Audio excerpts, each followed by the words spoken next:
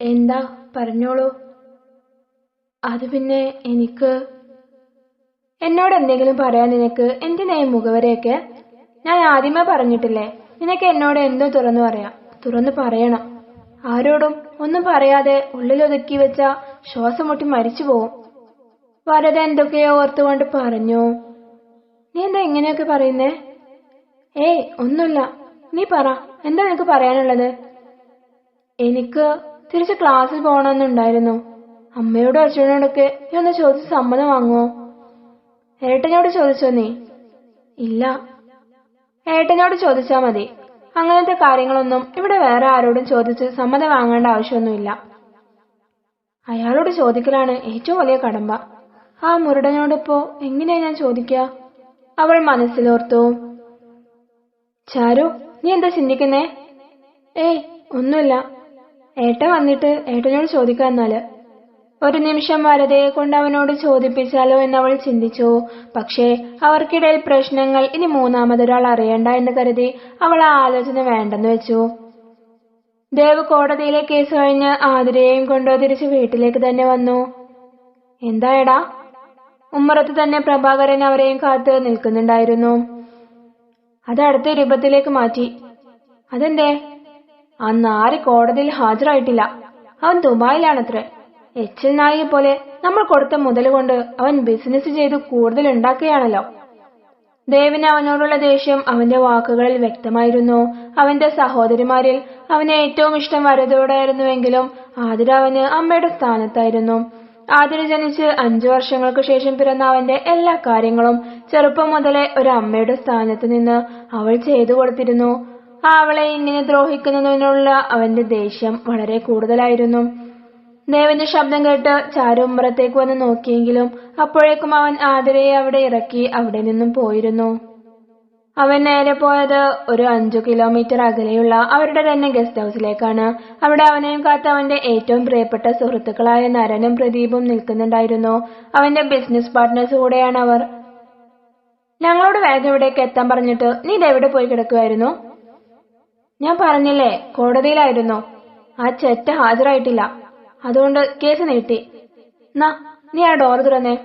ദേവ അവന് നേരെ ചാവി എറിഞ്ഞുകൊണ്ട് പറഞ്ഞു. നിങ്ങൾക്ക് അല്ലെങ്കിൽ ഇതിന്റെ വല്ല ആവശ്യമുണ്ടോ?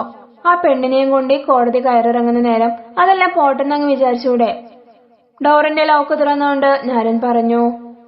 ഞങ്ങൾക്ക് അതുകൊണ്ടൊന്നും ആവശ്യമുണ്ടായിട്ടല്ല. പക്ഷേ എന്റെ പെങ്ങളെ വേദനിപ്പിച്ചിട്ട് അവനെ ആ സ്വത്തുക്കളിൽ നിന്ന് ഒരു തരി പോലെ എടുക്കാൻ ഞങ്ങൾ സമ്മതിക്കില്ല. ഒരു പെണ്ണിനെ എങ്ങനെ ട്രീറ്റ് ചെയ്യണം, എങ്ങനെ സ്നേഹിക്കണമെന്നൊന്നും അറിയാത്തവൻ ആ പണിക്ക് നിൽക്കരുത്. ദേവി ദേഷ്യത്തോടെ അകത്തേക്ക് കയറി അവൻ കൊണ്ടുവന്ന മദ്യക്കുപ്പി പുറത്തേക്കെടുത്തു. നീ ഇപ്പൊ എന്താ ചെയ്തത് ദേവ്? എന്താ നീ ചെയ്തുകൊണ്ടിരിക്കുന്നേ? നിന്റെ സ്വാർത്ഥ താല്പര്യത്തിനു വേണ്ടി നീയും ഒരു പെൺകുട്ടിയുടെ ജീവിതം നശിപ്പിച്ചുകൊണ്ടിരിക്കുകയല്ലേ? അങ്ങനെ നോക്കുമ്പോ നീയും അവനും തമ്മിൽ വലിയ വ്യത്യാസമൊന്നുമില്ല. ദേ നര, നീ അവനുമായിട്ട് എന്നെ കമ്പയർ ചെയ്യല്ലേ.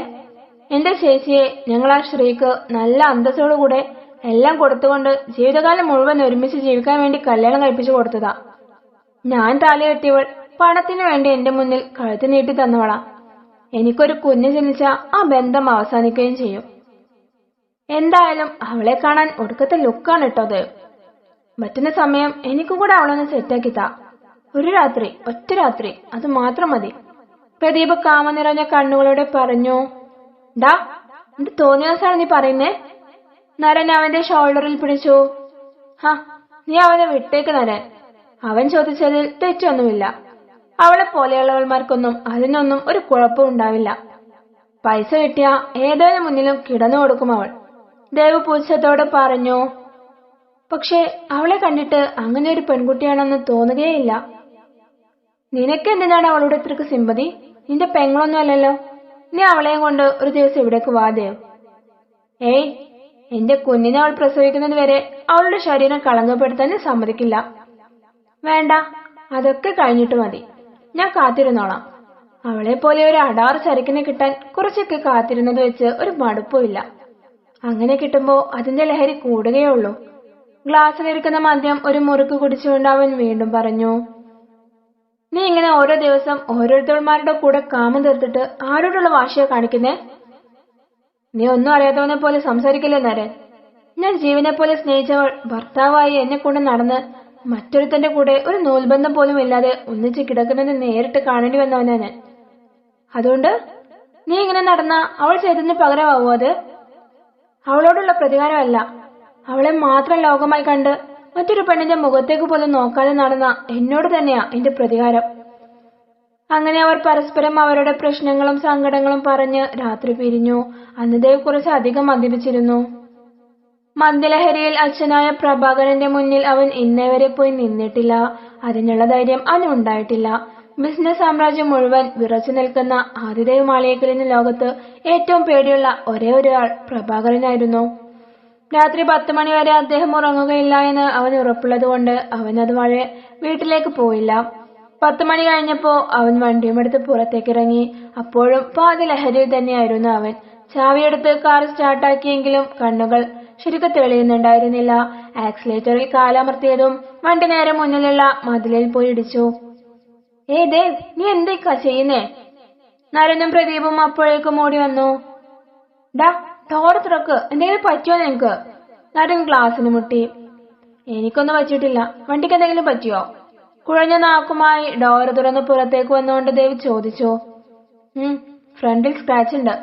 പ്രദീപ്, നീ ഒരു കാര്യം ചെയ്യ്, അവനൊന്ന് വീട്ടിലാക്കി കൊടുത്തിട്ട് പോരെ. എനിക്ക് നാളെ ഏർലി മോർണിംഗ് നമ്മുടെ പുതിയ പ്രൊജക്ടിന്റെ സൈറ്റിലേക്കൊന്ന് പോവാനുണ്ട്. അപ്പോ എനിക്ക് വരാൻ പറ്റില്ല. പ്രദീപ് ദേവിനെ പിടിച്ച് ഡ്രൈവിംഗ് സീറ്റിൽ നിന്നും മാറ്റി സൈഡ് സീറ്റിലേക്ക് ഇരുത്തി നേരെ മാളിയേക്കൽ തറവാട്ടിലേക്ക് വച്ചുപിടിച്ചു. ഈശ്വര, സമയം 10 മണി കഴിഞ്ഞല്ലോ. ഇങ്ങനെ ദേവിടെ പോയി കിടക്കുകയാണാവോ? അത്ര സമയം കഴിഞ്ഞിട്ടും ദേവിനെ കാണാതിരുന്നപ്പോ ചാരുവിന്റെ മനസ്സിൽ ചെറിയൊരു ഭയം തോന്നി തുടങ്ങി. ഞാൻ എന്തിനാ അയാളെ കുറിച്ച് ഓർത്ത് ടെൻഷൻ അടിക്കുന്നേ? അയാൾ വരേ വരാതിരിക്കേ എന്തെങ്കിലും ചെയ്തോട്ടെ, എനിക്കിപ്പോ എന്താ, ഞാൻ കിടന്നുറങ്ങട്ടെ. അവൾ സ്വയം പിറുപുറത്തുകൊണ്ട് കട്ടിലിൽ കയറി കിടന്നു. പക്ഷേ കുറെ തിരിഞ്ഞും മറിഞ്ഞും കിടന്നെങ്കിലും അവൾക്ക് ഉറക്കം കിട്ടിയില്ല. ഫോൺ ഉണ്ടായിരുന്നെങ്കിൽ ഒന്ന് വിളിച്ചെങ്കിലും നോക്കായിരുന്നു. ചാരു കട്ടിലിൽ എഴുന്നേറ്റിരുന്നു. മുന്നിലുള്ള കർട്ടൻ നീക്കി ബാൽക്കണിയിലേക്ക് പോയി. കുറച്ചു സമയം അവിടെ പുറത്തേക്ക് നോക്കി അവനെ കാത്തു നിന്നെങ്കിലും അവൻ വരുന്നതൊന്നും കാണുന്നില്ല.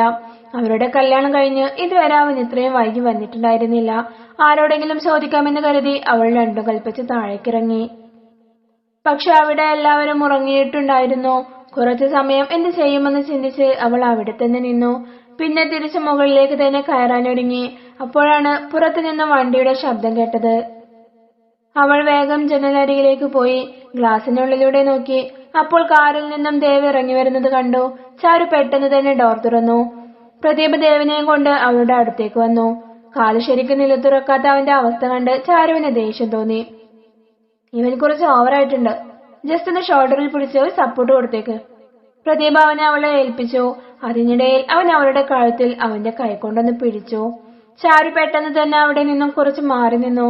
അവൾ ദേഷ്യത്തോടെ പ്രദീപിനെ നോക്കി. ആ സമയം അവൻ അവളെ വശ്യമായ ചിരികൊണ്ട് ഒന്ന് അടിമുടി നോക്കി. ഇവനെ പിടിക്കുവച്ചേ, എനിക്ക് തിരിച്ചു പോവാനുള്ളതാ. അവിടെ കസാരയിൽ എത്തിയേക്ക്, ഞാൻ അകത്തേക്ക് കൊണ്ടുപോയിക്കോളാം. ചാരു അവന്റെ മുഖത്തേക്ക് നോക്കാതെ തന്നെ പറഞ്ഞു. പ്രദീപ് അവന്റെ ഉദ്യമത്തിൽ തുടക്കം കുറിച്ചെന്ന രീതിയിൽ അവനെ അവിടെ ഇരുത്തിക്കൊണ്ട് തിരിച്ചുപോയി. ചാരുവിന് അവളുടെ ശരീരം കുളിരുന്നത് പോലെ തോന്നി.